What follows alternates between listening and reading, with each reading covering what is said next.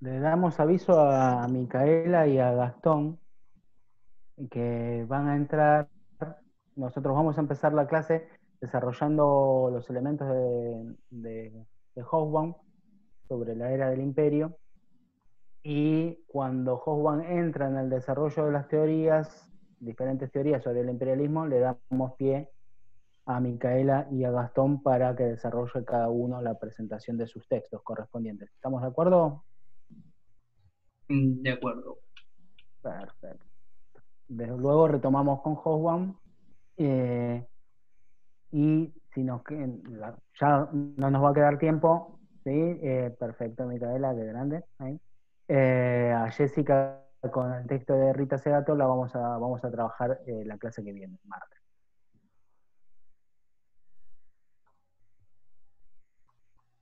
Exacto. También Wolf no creo que lleguemos hoy tampoco. Exacto. Bien.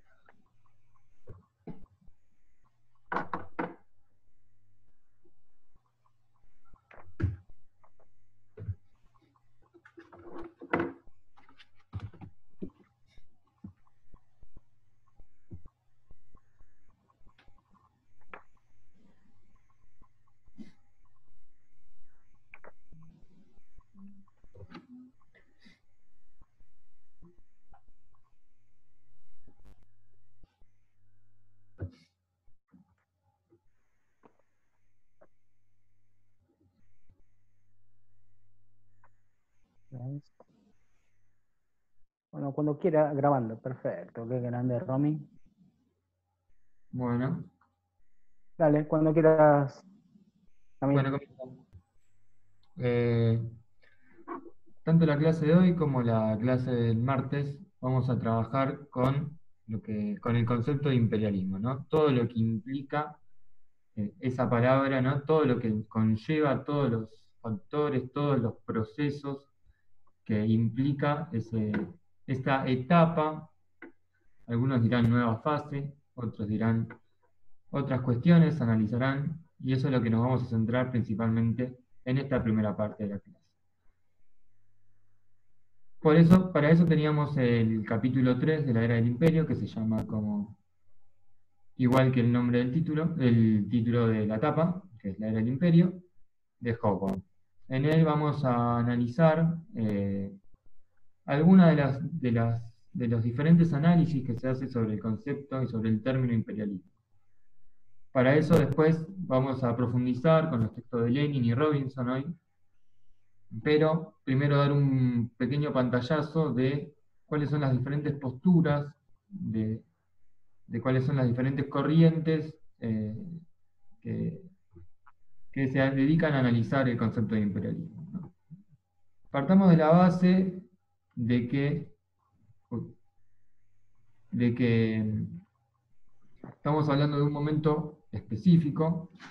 Hoffman va a decir que va de 1875 a 1914, es decir, de el último cuarto del siglo XIX y de los primeros 15 años del siglo XX. No, 1914 no es un quiebre nada ocasional, sino que tiene que ver con el comienzo de la Primera Guerra Mundial. ¿Qué va a decir Hoffman? Va a decir que el ritmo de la economía en esta etapa, algo que estuvimos viendo con la economía cambia de ritmo y con el proceso de la segunda revolución industrial, es que los que llevan la ventaja, los que llevan el ritmo de la economía mundial, son los países capitalistas desarrollados, ¿no? Dijimos que estos países industriales, países centrales, manejaban el 80% de la economía mundial. Entonces, en este contexto, no era improbable, sino que todo lo contrario, era muy probable que las economías más importantes, más desarrolladas, terminaran dominando a los países más atrasados o menos avanzados, siempre entre comillas. Es así que puede denominar a esta época como la era del imperio, ¿no? De 1875 a 1914, una de las explicaciones que da por las cuales denomina la era del imperio a este periodo de tiempo es porque se desarrolló un nuevo tipo de imperialismo, el imperio colonial.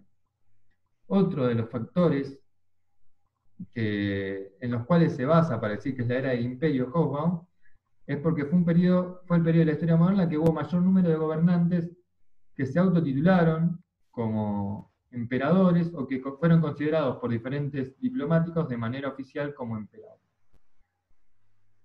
En el margen derecho, en el cuadrante inferior, vemos una pintura que se llama Un poder amigo en Egipto, una pintura de Horsley, en la cual retrata cómo el 41º Regimiento galés marcha a través de la puerta Metuali en el Cairo, Egipto, durante el siglo XIX, ¿no? Estamos entrando en un momento en el cual uno de los más importantes países con desarrollo y expansión colonial va a ser Gran Bretaña, con una particularidad que vamos a señalar más adelante, que es que tiene que ver con una estrategia más defensiva que ofensiva con respecto a esa expansión.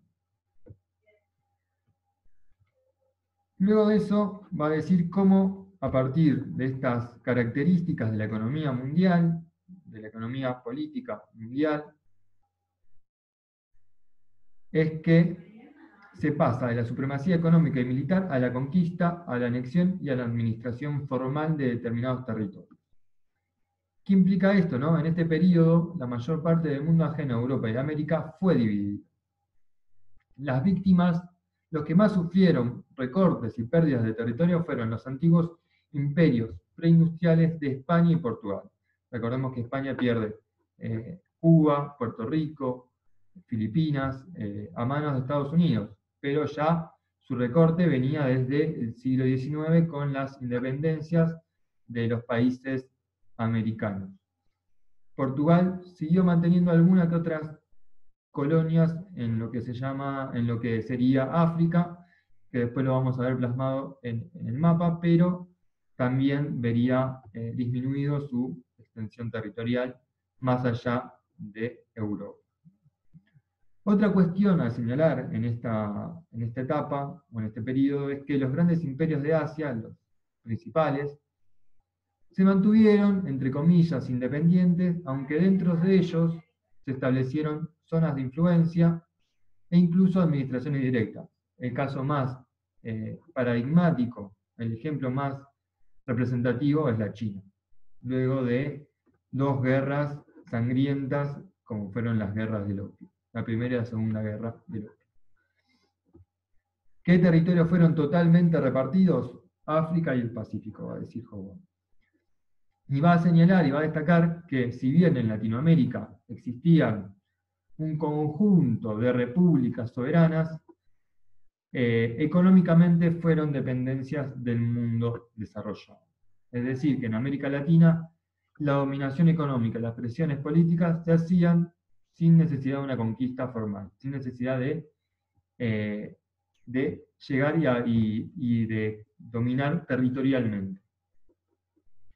Como conclusión, se fue dando que el globo, el mundo, se dividió entre fuertes y débiles, entre avanzados y atrasados. Y en este momento es que estamos observando que un cuarto de la superficie del planeta fue distribuida o redistribuida. Tenemos acá la imagen, fundamentalmente África, ahora vamos a ver el mapa, ¿no? En la conferencia de Berlín de 1883, si no recuerdo mal, es que se reparten este continente y parte de Asia y el Pacífico, y la imagen ilustra un poco cómo se reparten esos territorios como si fuera una torta. ¿Qué va a decir con respecto al fenómeno de esta era? Hobsbawm va a hablar de que hay diferentes observadores, diferentes análisis con respecto a la era del imperio. Va a haber observadores heterodoxos y observadores ortodoxos. Los observadores ortodoxos son aquellos que entienden a la nueva era como una expansión nacional en la que es imposible separar la economía de la política y en la que el Estado va adquiriendo un papel cada vez más preponderante.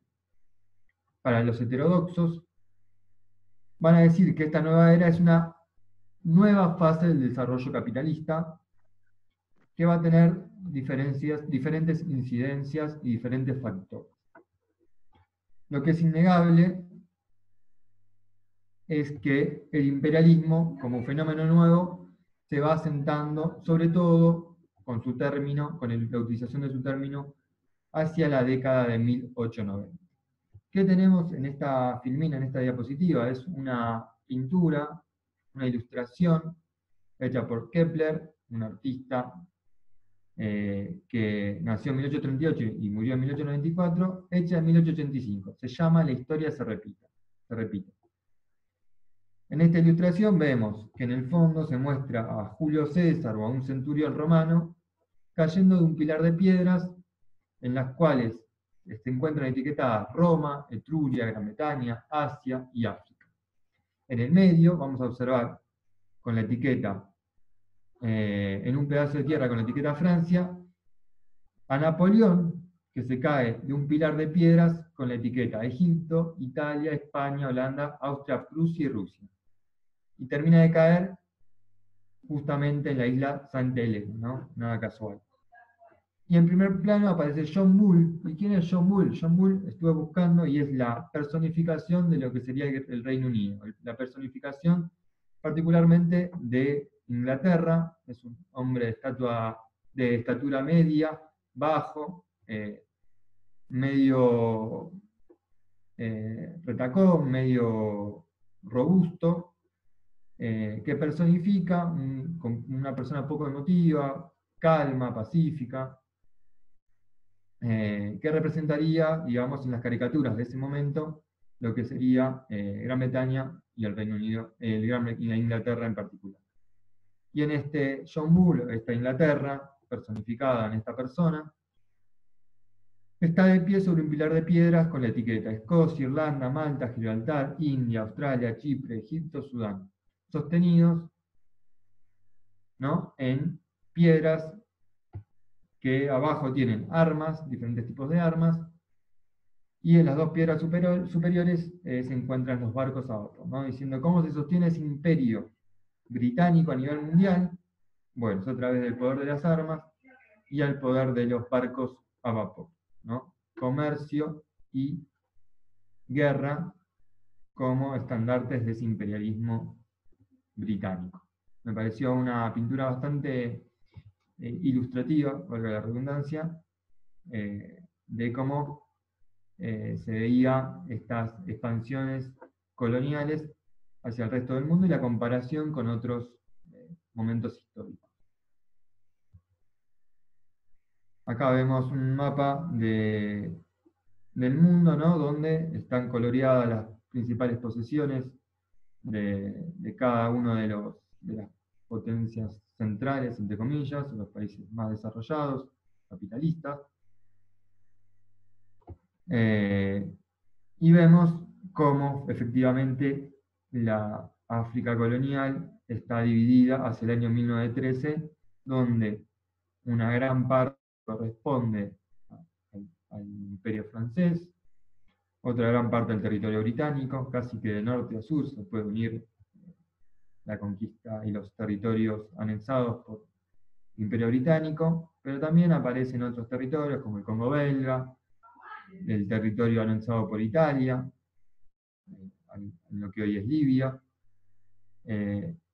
lo que queda del territorio español, ¿no?, muy poco, ¿no?, ya bastante diezmado, territorio portugués, como les había nombrado anteriormente, en Angola y Mozambique, el territorio alemán, en verde, Camerún, África Oriental, África del Sudeste, y como independiente aparece Etiopía. No sé si recuerdo Liberia, y no estoy encontrando ningún otro más. Bueno, fundamental entender que, recordemos que para el Imperio Británico obviamente la anexión de territorio va a ser fundamental, pero para las potencias emergentes como Estados Unidos y Alemania van a tener un rol menos preponderante. Eso no implica que se hayan expandido, que hayan reclamado su parte de la torta.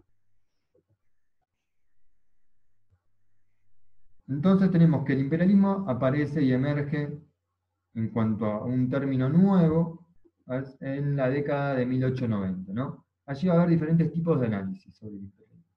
Va a haber análisis marxistas, y más adelante Micaela va a centrarse en uno de ellos, que es el análisis de Lenin, por lo cual no voy a explayarme demasiado, pero sí a entender que y explicar que para Lenin el nuevo imperialismo tenía sus raíces económicas en una nueva fase específica del capitalismo. Después lo profundizará Micaela con un PowerPoint muy claro. Y tenemos los análisis no marxistas del imperialismo, ¿no? Que se oponen a ese análisis marxista en la cual la figura de Lenin es la principal. ¿Qué planteaban estos análisis no marxistas?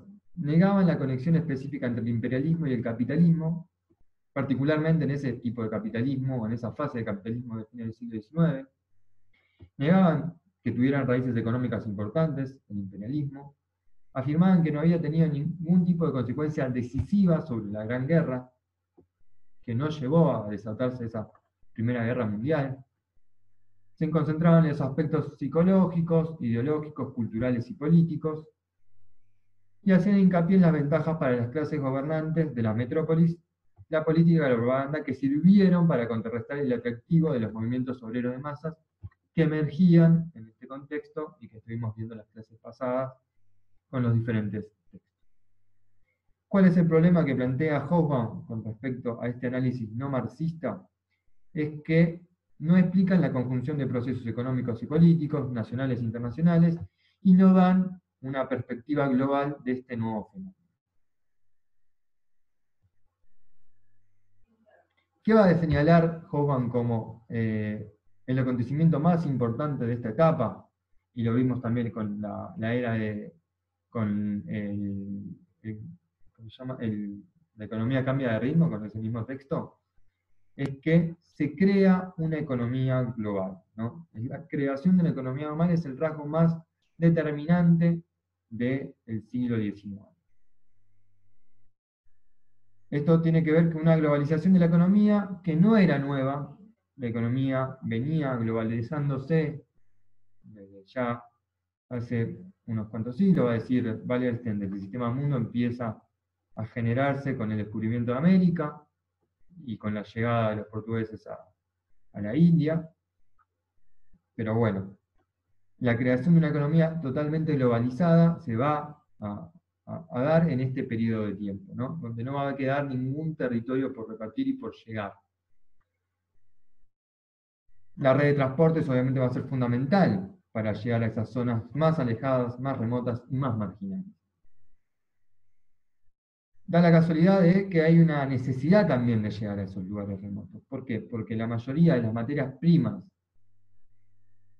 de las cuales dependía el desarrollo tecnológico, el petróleo, el caucho, el cobre, los metales preciosos, se encontraban en los lugares más remotos o fuera de lo que era el territorio europeo.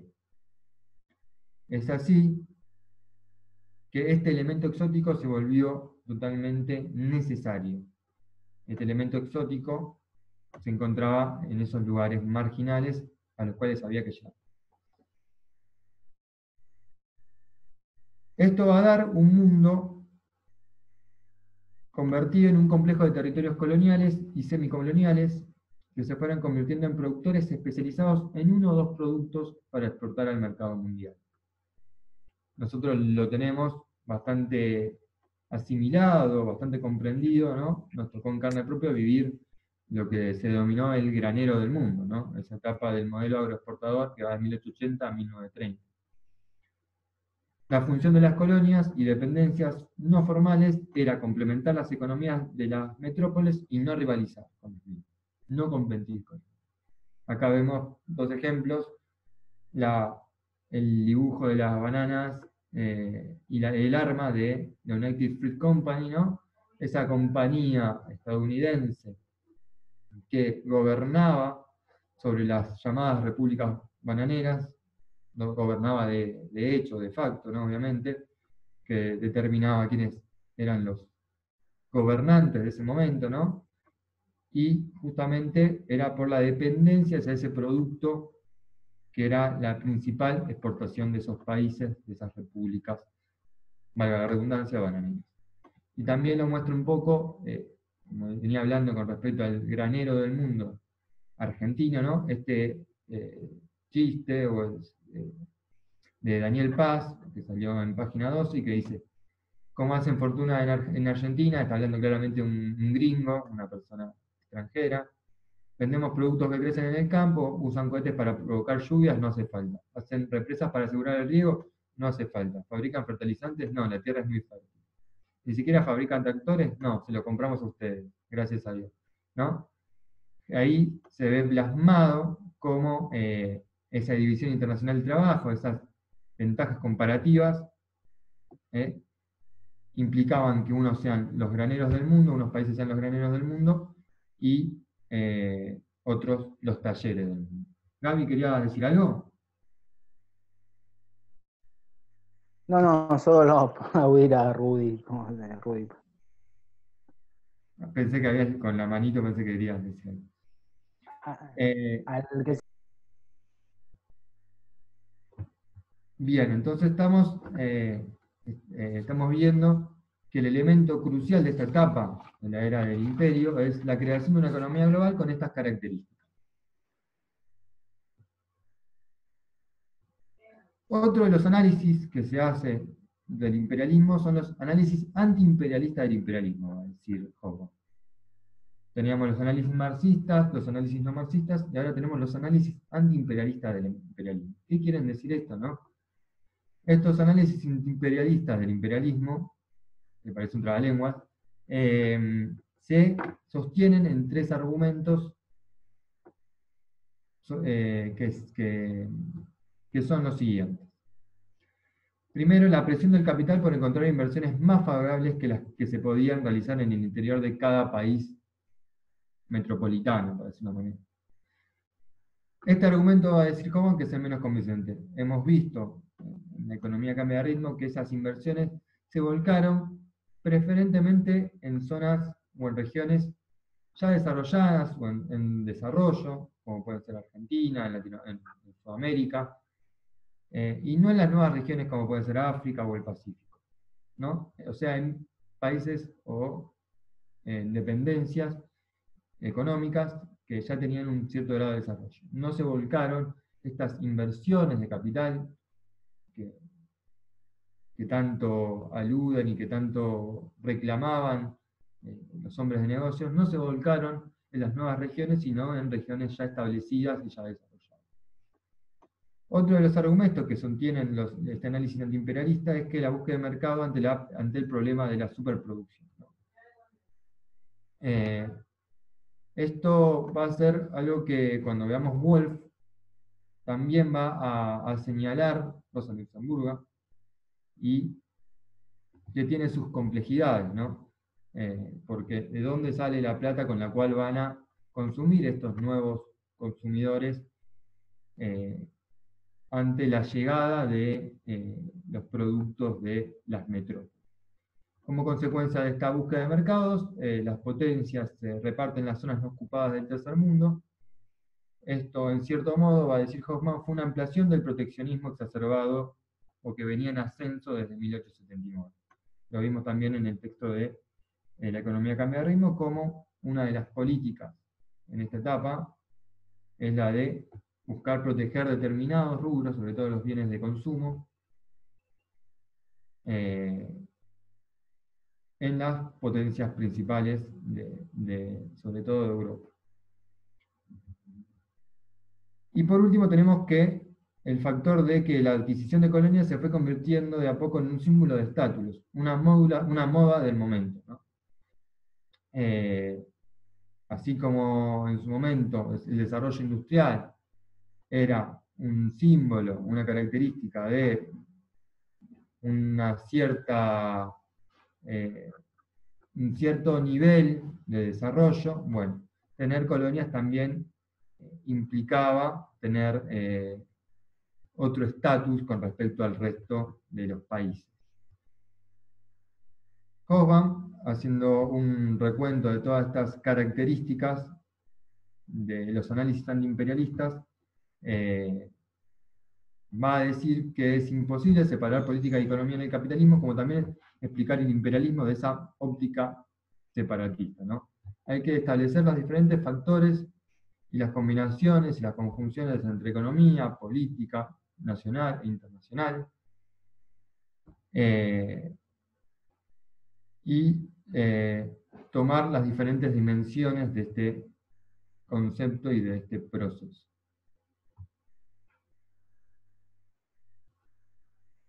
Por último,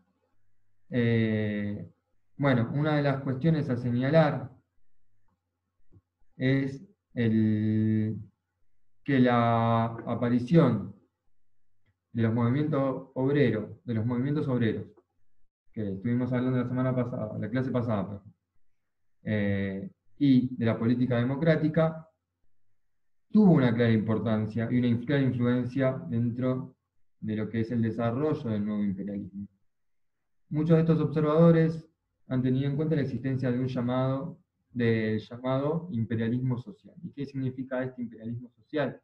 Es el intento de utilizar la expansión imperial para amortiguar el descontento interno a través de mejoras económicas o reformas sociales, ¿no? Es buscar un enemigo común externo o generar esa idea de válvula de escape hacia la conquista y la anexión imperial de territorios lejanos, y largar y descomprimir las presiones internas que se van dando por la lucha de clases que estuvimos viendo anteriormente. El imperialismo obviamente estimuló a las masas a identificarse con el Estado y la nación imperial y ayudó a crear un buen cemento ideológico. La idea de superioridad y de dominio sobre un mundo poblado por gente de piel oscura en remotos lugares tuvo cierto arraigo popular, más allá de que esto varió según las diferentes zonas, los diferentes países. Y eso también varió también la efectividad de esta idea de asociar la identificación nacional con un imperio. Y acá vemos una caricatura política que muestra la pesada carga del hombre blanco, donde tenemos a John Bull adelante, con todas las diversidades culturales encima de su espalda, y atrás al tío Sam, con todas las diversidades también cargando, ¿no? en esta caricatura, ¿no? En esta ironía, en esta sátira sobre esa pesada carga del hombre blanco, que vamos a ver más adelante, tiene mucha impregnación en los países metropolitanos.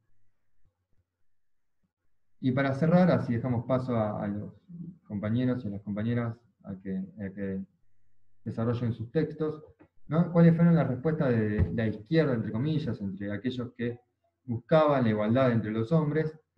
¿Cuáles fueron las respuestas ante el imperialismo, ¿no? Y Hobsbawm va a destacar o va a distinguir tres posiciones, ¿no? La izquierda secular era antiimperialista, no flaqueó nunca en su condena de las guerras y las conquistas coloniales, pero va a decir que hicieron muy poco para organizar la resistencia de los pueblos coloniales hasta antes de la Primera Internacional. Por otro lado, el movimiento socialista obrero en lo internacional, para el movimiento obrero socialista obrero, el colonialismo era una cuestión marginal. Hasta 1914 el socialismo era un movimiento de europeos y de migrantes blancos o de los descendientes de estos. En el análisis que realizaban desde esta perspectiva, consideraban la expansión colonial como un síntoma y una característica de esta nueva fase, indeseable como todas sus características, pero no fundamental. Pocos veían el material inflamable de la periferia como lo hizo Lenin. Y por último, tenemos algo que ya hablamos más al principio de la clase, que es el análisis marxista, que integraba el colonialismo en un concepto mucho más amplio de una nueva fase del capitalismo, correcto en un principio, pero que exageraba determinadas cuestiones como la importancia económica de la expansión imperial para la metrópoli. En esto no me voy a detener, no voy a profundizar tanto, porque ahora vamos a ver justamente el análisis marxista de Lenin, y luego vamos a ver una crítica o otro enfoque sobre las teorías del imperialismo a través de Robinson. Así que dejo hasta acá. Preguntas, dudas, dejo de compartir el Power. Y veo si comentaron algo también.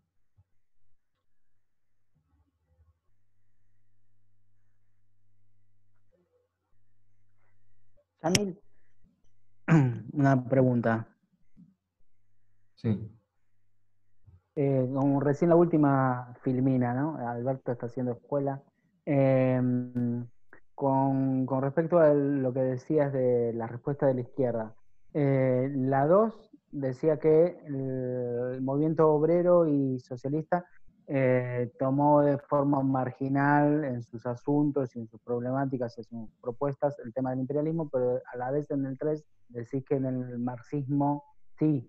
¿Cómo, ¿Cómo es eso? No me queda claro. Lo que diferencia es como que hace una diferenciación entre, él va a decir el análisis socialista, que en realidad es básicamente el marxista, dentro de lo que es socialismo, tiene otra postura, va a centrar en que es una nueva fase y va a hacer mella en eso. En cambio, para los no marxistas dentro del socialismo, es una cuestión más, la ven a la nueva fase, pero no lo consideran como algo fundamental de este desarrollo capitalista. Lo tienen en cuenta y lo denuncian, al igual que denuncian las otras características o las otras cuestiones que hacen al desarrollo ¿Y capitalista. quién serían esos no marxistas? Eh, y Los socialistas revolucionarios, por ejemplo, los sí, supongo que debe hablar anarquistas. de las diferentes corrientes que habían dentro del socialismo en la primera internacional y la segunda internacional, más que nada en la primera internacional. Mm. Ah, Supongo que Anarquista capaz, más que socialista. sí. anarquistas, eh, Mm, supongo que debe entrar mm. por ese lado de ir. No se explaya más que demasiado más que en un par de líneas de cada una de estas. Por eso no podría asegurar, pero Ah, supongo que no, debe no, ir. porque tengo que volver a leerlo porque nunca me detuve en esa diferenciación. A mí me hace ruido de esta diferenciación que hace. Sí entiendo esta distinción entre que algunos socialistas eh, ven a la nueva fase, pero que no le dan relevancia, y otros, como Lenin, sí adquieren, dicen, esto es lo central de esta nueva etapa del capitalismo, pero Lo que nada, pasa es es que, medio engorroso. La verdad que no, es medio confuso cómo lo plantea, porque aparte lo dice al pasar y no desarrolla cada uno de los ítems. a ver, reformulémoslo para que quede claro, por lo menos para todos. Que dentro del amplio espectro de lo que se considera como el socialismo, inclusive dentro del amplio espectro de lo que es la Segunda Internacional, que es preponderante dentro del marco de esa identidad socialista, como vimos en la clase pasada, que a la vez dentro de ella, porque es amplio, porque a la vez convivían diferentes sectores, corrientes, y que le daban diferente peso a la explicación que tenía el marxismo para comprender la realidad europea y el camino que se dirigía los estados europeos. Por eso, una forma de entender imprescindible tanto el desarrollo del capitalismo como el lugar que tenía el zarismo para Lenin era la necesidad de comprender el imperialismo, como vamos a ver. Otro nivel de importancia le daba Kautsky al imperialismo, por Claro, ejemplo, o exactamente. Lloré y demás. Que no significa eso que no dejen de ser marxistas, ¿no? Pero sí le daban diferente grado de importancia para las tareas políticas de la clase obrera alemana, francesa o británica, muchísimo menos, ¿no? Sí, sí. Sí, de Que hecho, ahora Lenin ahora lo va a explicar Micaela mejor, pero Lenin polemiza con Kautsky con su definición de imperialismo. exacto. Ahí habló Micaela, y si quiere ya se mete Micaela, ¿no? Sí, sí, sí, yo ya terminé. Dejo acá para que les pongan ellos. Bien. ¿Me escuchan? Sí, Voy a Medio compartir mi latoso, pero pantalla. medio bajito, medio lejano. Latoso, sí. El micrófono. Ahí está mejor. Perfecto. Ahí sí. Sí. ¿Sí? Bueno. Sí, sí, muy bien.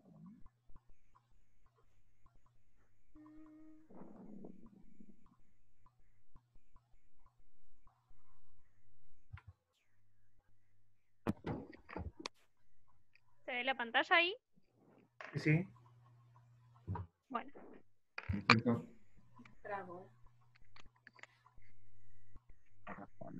Bien, la fuente que voy a presentar ahora se llama El imperialismo, fase superior del capitalismo, de Vladimir Ilich Ulyanov, más conocido como Lenin.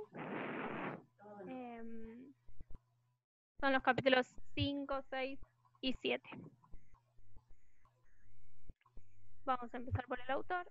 Lenin nació en 1870 en el Imperio Ruso y murió en 1924 en la URSS.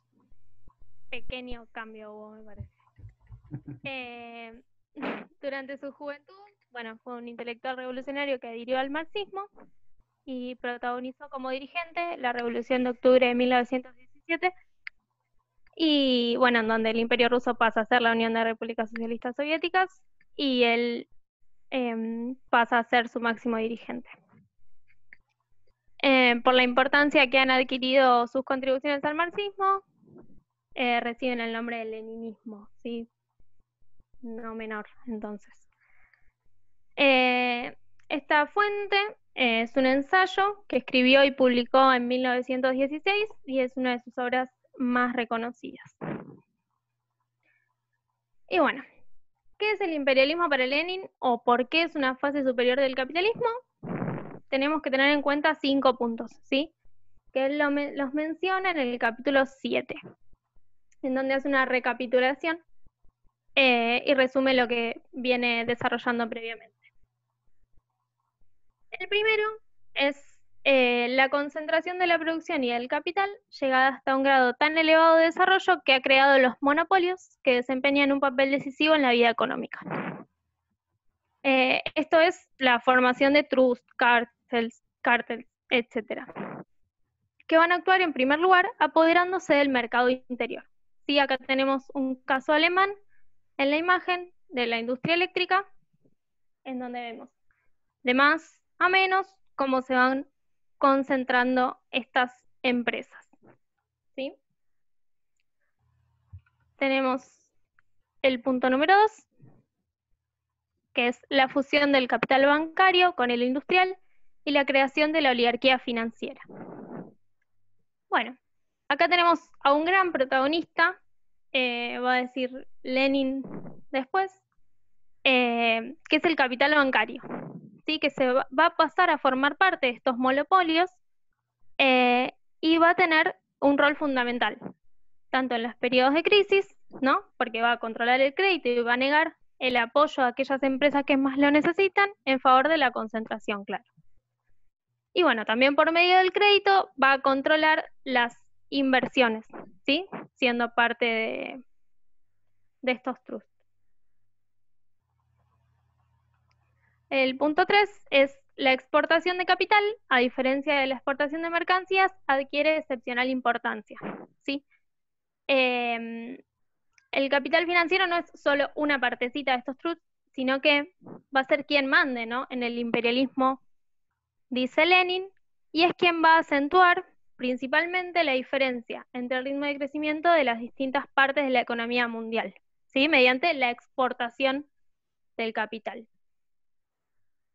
El punto 4 es la formación de asociaciones internacionales monopolistas y capitalistas que se reparten el mundo, ¿sí? Distintos monopolios de diferentes países lo que van a hacer es ponerse de acuerdo y repartirse esferas de influencia, que no va a ser claramente tan pacífico. El punto 5 es lo que venía mencionando Yamil, que es el reparto territorial del mundo entre las potencias capitalistas más importantes. Bueno, este reparto, como dijo Yamil, no quiero ser reiterativa, bueno, está la misma imagen. No voy a agregar nada más porque todo lo que tenía para decir ya lo dijo el compañero. Así que pasamos a lo siguiente. Estos eran los 5 puntos, ¿sí? Pero bueno, ¿cuál es la particularidad de la dominación colonial en esta fase del capitalismo? Va a decir Lenin, que está conducida por la lucha entre grupos internacionales de capitalistas, quienes por medio de la acaparación de territorios buscan anular a la competencia, es decir, afirmar su monopolio.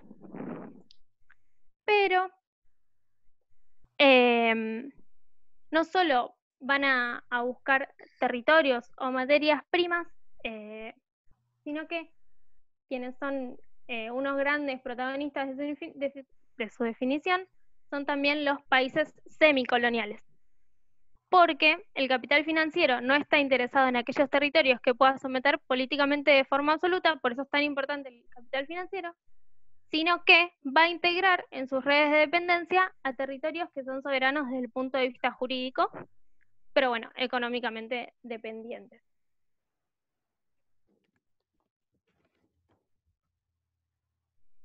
Y por último, en el capítulo 7, Lenin termina de dejar clara su postura discutiendo con Kautsky. Y me parece que es un poco esto lo que Hobsbawm retoma o refleja en su texto. Kautsky es un reconocido intelectual marxista de la Segunda Internacional, que según Lenin se va a alejar de los postulados marxistas porque define al imperialismo diciendo que es un producto del capitalismo industrial altamente desarrollado y que consiste en la tendencia de cada nación industrial capitalista a someter y anexionarse regiones agrarias, sean cuales sean las naciones que los pueblan. El problema, según Lenin, es la esfera económica de su definición, porque lo característico del imperialismo es el capital financiero, y al capital financiero no solo le importan las regiones agrarias, sino, como vimos, también las industriales. Dice Lenin que Kautsky se queda en la esfera política del imperialismo y pretende luchar con ella sin atender a las cuestiones económicas, dejando intactas las bases materiales de los trusts y de los bancos. De todas formas, cuando se refiere a lo puramente económico, habla de una futura y supuesta fase en la que el capital financiero internacional unido explotaría el mundo y dejaría de lado las guerras. Entonces, acá lo que va a decir Lenin es que justamente es en este punto en el que se aleja definitivamente del marxismo, porque va a contribuir a aquellas teorías que sostienen que el capital financiero atenuaría la desigualdad de alguna forma, cuando lo que hace es acentuar las contradicciones y estas no se van a resolver jamás, sino por medio de la fuerza. Y listo.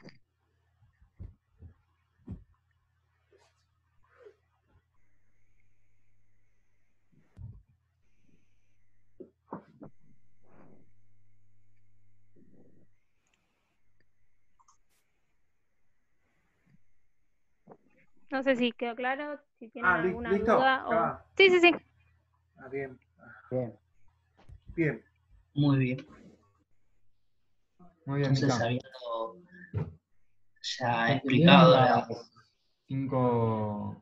Los 5 puntos que establece como las bases o los pilares del imperialismo según Lenin, es necesario que queden claros porque va a haber críticas sobre ellos, y los vamos a ver en las críticas cuando veamos el texto de Wolf. Entonces, si se entiende lo que plantea Lenin, después podemos criticarlo o ver las críticas de otra manera. Pero muy bien resumido, la verdad que muy claro. No sé si queda alguna consulta, alguna duda para hacer. Yo aclaro que se me desconectó en un momento y lamentablemente, Micaela, no voy a tener que revisar la grabación para poder escucharte. pero calculo que estuvo muy bien. Bueno, cualquier cosa después, si hay alguna corrección o algo, Dale. la espero. Pero si Yamil acaba de decir que está muy bien, confío totalmente. Buenísimo. El especialista de imperialismos de la PAC. Ah, bueno, me quedo tranquila. Bien, bueno, esta es una de las teorías del imperialismo.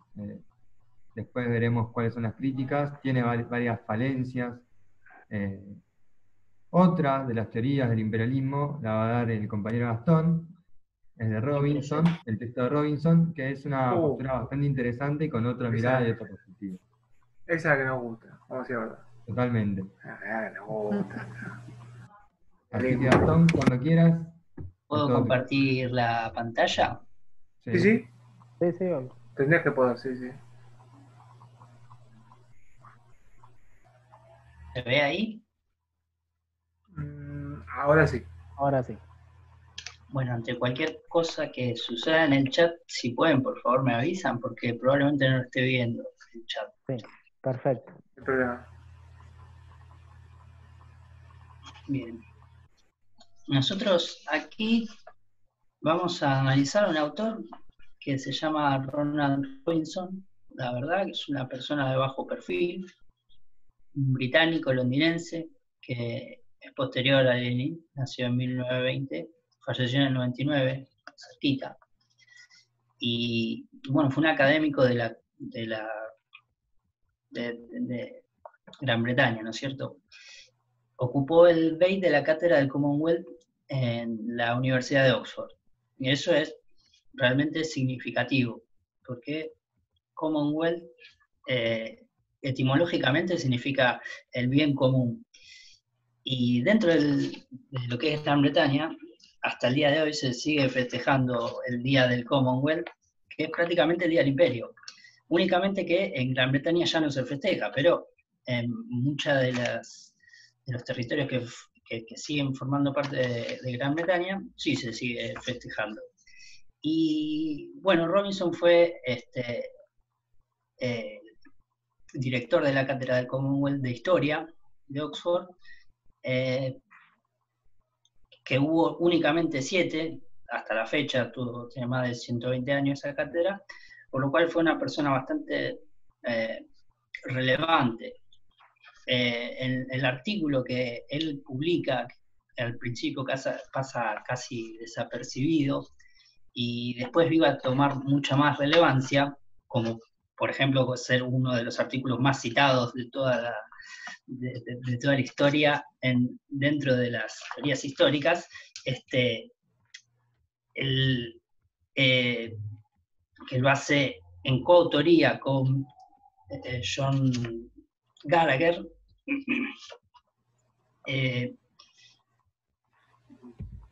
Bueno, va a ser totalmente influyente, y aún así yo busco en Google y no encuentro una foto con la cara de Ronald Robinson, ¿no es cierto?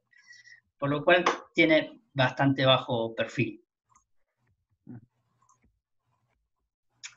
Él fue partícipe de la Segunda Guerra Mundial, pasando prácticamente todo el tiempo lo pasa en África, en la Real Fuerza Aérea, lo cual probablemente haya sido influyente para sus trabajos en lo que va a hacer respecto al imperialismo. Y bueno, trabaja con John Gallagher. Vimos las teorías que él formula y que después son retomadas. También vamos a tener que tener en cuenta que John Gallagher es coautor con él. Y va a hablar de una hipótesis, una tesis novedosa, ¿no? Distinta de lo que es el marxismo, también de los antimarxistas, y se va a enfocar en algo que quizás nosotros también tendríamos que tener en cuenta, que sería el factor no europeo. O sea, lo que busca sería alejarse del eurocentrismo. El tema de tesis de él va a ser la expansión del imperialismo. En el tiempo que él lo toma, entre 1870 y 1914. similar a lo que tomara Hoffman. Y se hace ciertas preguntas, tales como por qué se produce una nueva oleada imperialista en este momento y por qué hubo una discontinuidad entre lo que pasó en el siglo XVI y esta nueva oleada. Y también la parte interesante es que el primer artículo que él publica después de la Guerra Mundial, la Segunda Guerra Mundial en 1953, va a ser retomado luego cuando la descolonización en África llegue a ser más avanzada. Va a tener que retomar la tesis que hizo y agregarle las cosas que a él le parecieron, porque en ese transcurso entre 1853 y 1970, cuando lo vuelve a publicar, es cuando más se va a citar esta tesis, y más va a tener que desarrollar el punto. Él, primeramente, lo que va a hacer es entrar en conflicto con las teorías eurocéntricas, que en este caso entraría también las marxistas y las no marxistas. Entre la marxista se encontraría en la sección que se enfoca más en lo económico. Ya lo habían explicado antes, el imperialismo comercial y el imperialismo de inversión de capital, Lenin lo desarrolla, pero quizás le da una importancia mucho más relevante y deja de lado la cuestión política. Teorías previas le dieron demasiada relevancia a la cuestión política y demasiado poca a la económica, y se van a enfocar sobre todo en la cuestión nacionalista, que muchas veces parece que es algo que se ven excedidas en realidad por las motivaciones del imperialismo, porque la cuestión de que una nación necesite estatus, únicamente por eso largarse al imperialismo parece un poco vacío. Y también el imperialismo de masas, por lo cual sería que el nacionalismo surgido de las propias masas conlleva a que esas potencias industriales se larguen al imperialismo, también parece que se queda un poco corta. Robinson va a pretender tomar un poco de cada uno de los factores políticos y los factores económicos y cambiar totalmente hacia la cuestión no europea. Entraría dentro de lo que se llamarían teorías de la periferia, como las excéntricas, mediante las cuales, enfocadas un poco más en la política, se fija en los factores locales no europeos y los factores europeos, acercando las políticas de un lado y del otro, y teniendo como motor a la economía industrial, que va a ser la que empuja a todos estos movimientos imperialistas. Vamos a tratar de ir de a poco.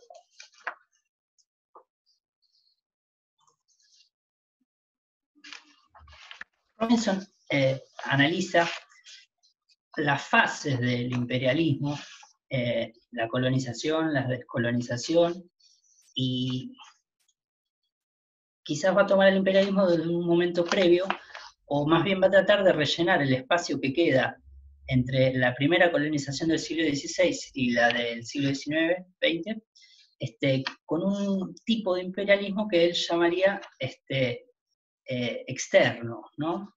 Uno que no tiene injerencia directa.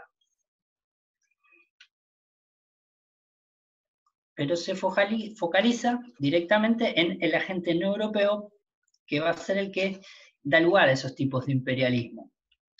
Y plantea una hipótesis que la deja bien clara, que es que si bien el imperialismo es un proceso mediante el cual los agentes de la sociedad en expansión ejercen excesiva influencia y control sobre sociedades más débiles, esto nunca puede ser suficiente para manipular sociedades densamente pobladas o para plantar colonias, porque necesitan necesariamente la colaboración local.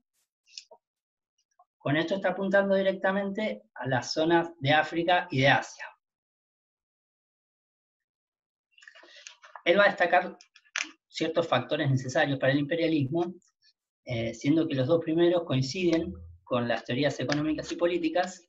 La primera va a ser la presión económica de las potencias industriales para ingresar a las colonias, y la segunda va a ser la intención estratégica de esas potencias para preservar los territorios, los dominios de los monopolios comerciales, pero a estos dos factores le resta cierta importancia y se enfoca en una cosa particular. El imperialismo colonial o el imperialismo informal va a estar determinado por los intereses políticos de los componentes europeos y los extraeuropeos. Es decir, cuando los componentes europeos y los extraeuropeos dejan de coincidir y se da una resistencia, vamos a tener un escenario que va a ser el de la ocupación o de la intervención. En cambio, cuando los componentes extraeuropeos y los componentes europeos colaboran, vamos a tener algún tipo de imperialismo más bien externo, ¿no? De influencia. En la primera fase, en la fase externa, Robinson va a definir al imperialismo como un imperialismo de libre cambio. Esta fue la primera parte de su tesis, la que él escribió en 1853 y sobre la que se va a explayar después. En esta fase, la sociedad industrial iba a acordar con las élites locales beneficios y colaboración económica y comercial, en la medida de que esos acuerdos sirvieran para ambas partes. Esas élites se iban a transformar en colaboradores. Las élites locales veían en el componente europeo una oportunidad para reforzar su lugar en la sociedad, ¿no? Para mantener el status quo. O en cambio, las contraélites de esos mismos lugares iban a ver la oportunidad para hacerse con el poder político. Entonces vemos aquí cómo el imperialismo en este punto depende de la voluntad de las élites locales antes que de las potencias europeas. Lo que sí es que las potencias europeas iban a exigir ciertas condiciones a esas élites a partir de los acuerdos, que era modernizar las instituciones para tener una serie de garantías en lo que respecta al libre comercio. Entonces, en la medida de que esas élites podían llevar a cabo esos desarrollos modernos, estar de acuerdo o no, es que iban a ser más o menos colaboradores. Y así se iban a desarrollar las cosas en un primer momento. Y así se desarrollaron en la primera etapa del imperialismo, la del siglo XVI.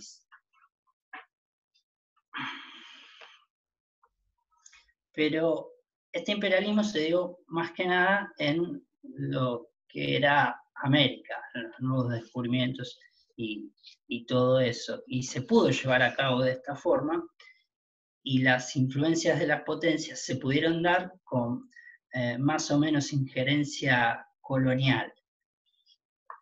Pero posteriormente, cuando se quiso llevar a cabo esto en África o en Asia, tuvieron ciertos conflictos. El problema en África y en Asia era que los sectores comerciales, que en primer momento serían los colaboracionistas, no tenían suficiente poder político como para modificar los tipos de gobiernos tradicionales. El gobierno estaba en manos de oligarquías terratenientes que estaban bastante bien arraigadas al sistema político. Y además el sistema político y el sistema económico estaba mucho más intrincado que lo que era en América. Es decir, era mucho menos influenciable la política de África y de Asia por los motivos, los móviles económicos de las potencias, como para permitir una modernización así sin más.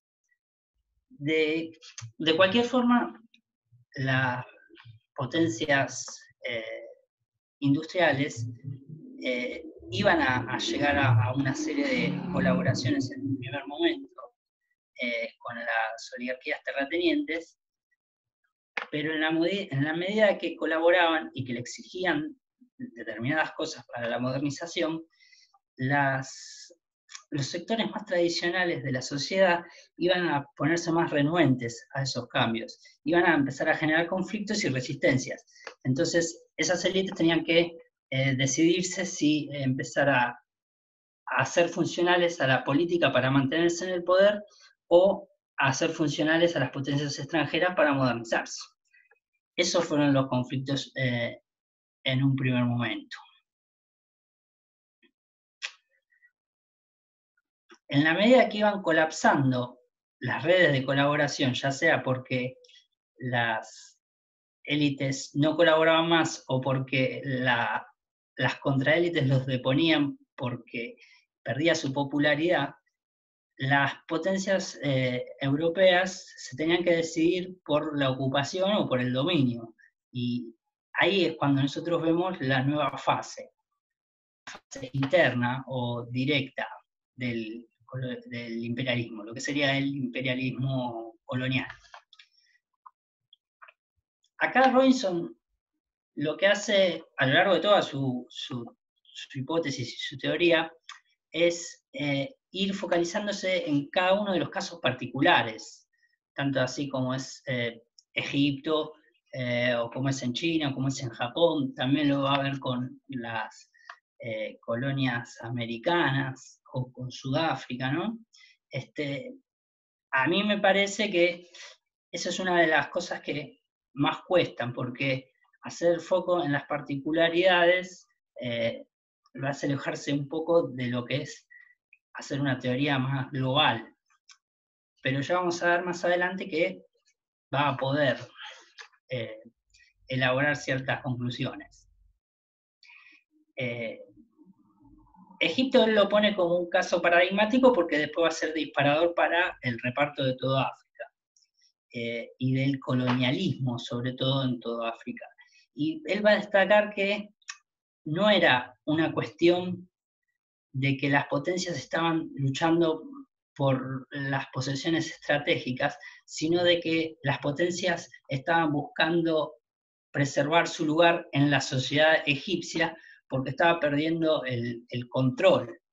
Entonces, más que una lucha entre potencias europeas, era una colaboración con las élites locales, lo que buscaban con el colonialismo. Sin embargo, el compromiso de las metrópolis con los dominios coloniales siempre era limitado, no estaban dispuestos a entregar la totalidad de los recursos o los esfuerzos para mantener una colonia. La espalda que le otorgaban a las élites locales era lo más importante de ese colonialismo. Robinson siempre hace el foco en los sectores aristocráticos de estas sociedades y de cómo su voluntad se imponía por sobre los demás factores externos.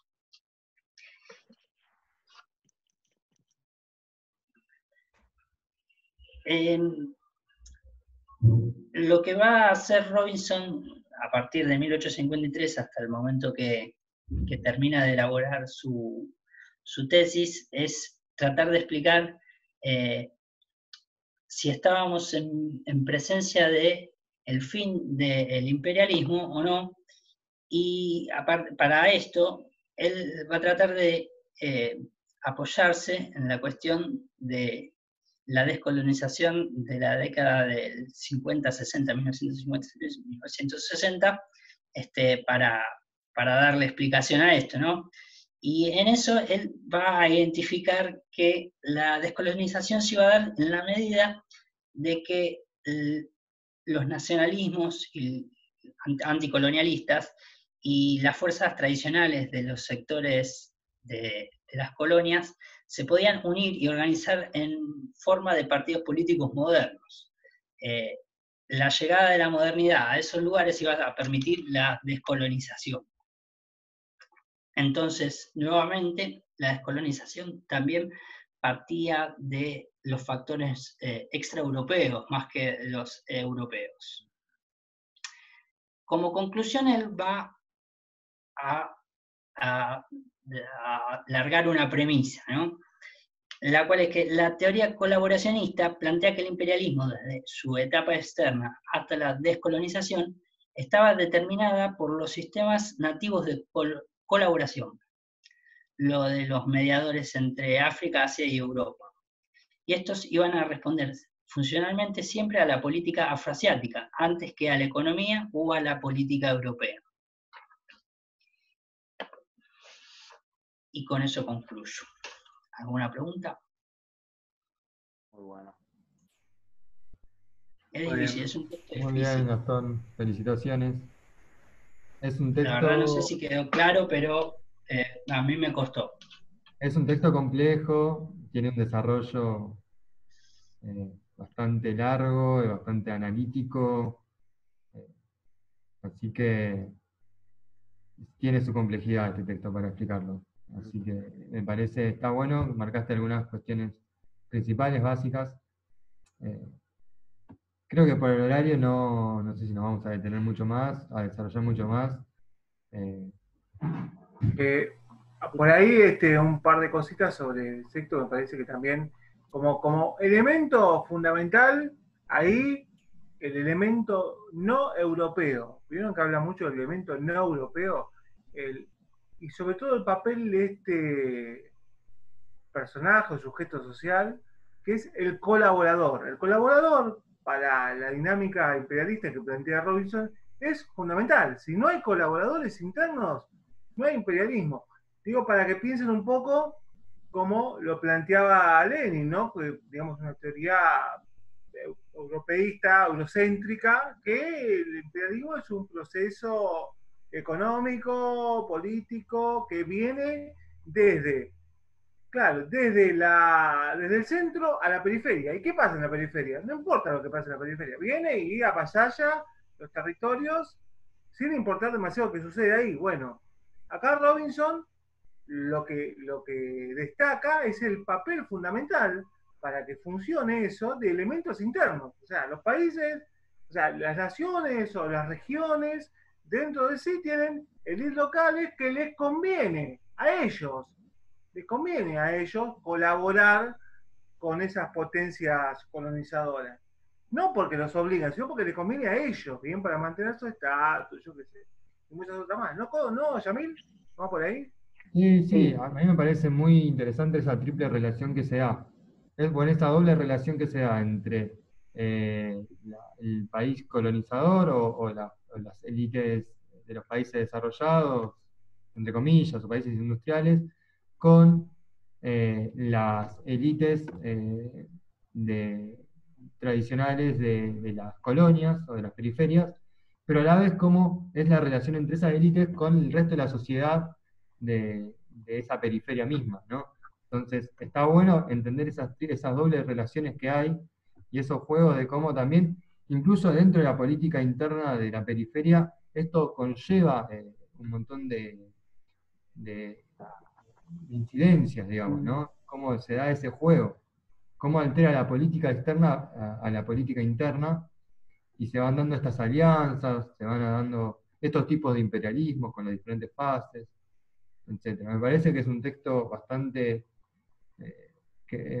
novedoso y que aporta otra mirada desde la periferia para comprender este proceso y este concepto que es el imperialismo.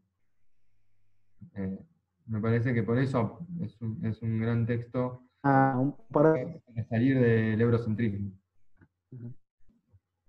de cositas simplemente para complementar, y la propuesta es continuar y desarrollarlo y profundizarlo en la clase que viene, cuando veamos también el texto de Rita Segato y el de Wolf. Me parece que justamente estos dos textos, el de Lenin y el de Robinson, vienen y encajan perfecto para poder darle la complejidad y los ejemplos históricos para el texto de Wolf.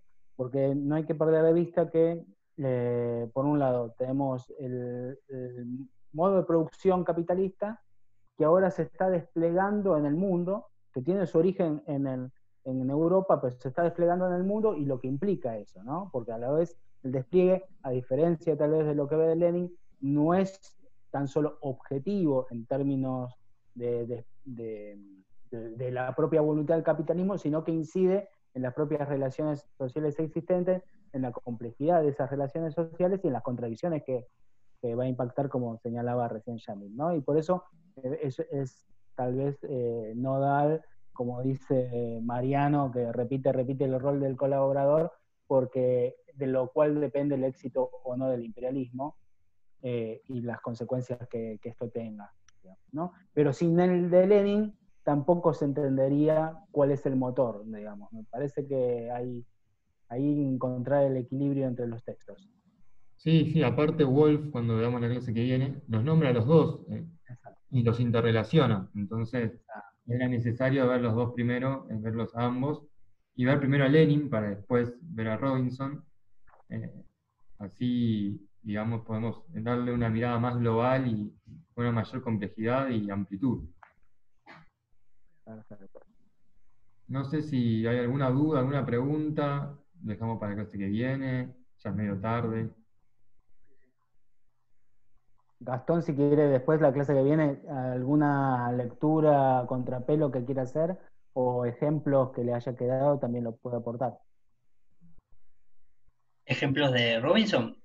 Sí. Me parece bien. Para la clase que viene, si quiere. Perfecto.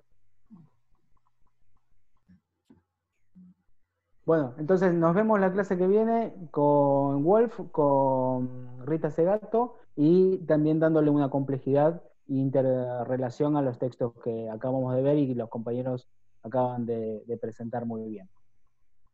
¿Sí? Digamos así. Buen fin de semana, cuídense. Buenas noches a todos. Chao, cuídense. Felicitaciones a Mariano y a Gastón y a Micaela. Perfecto.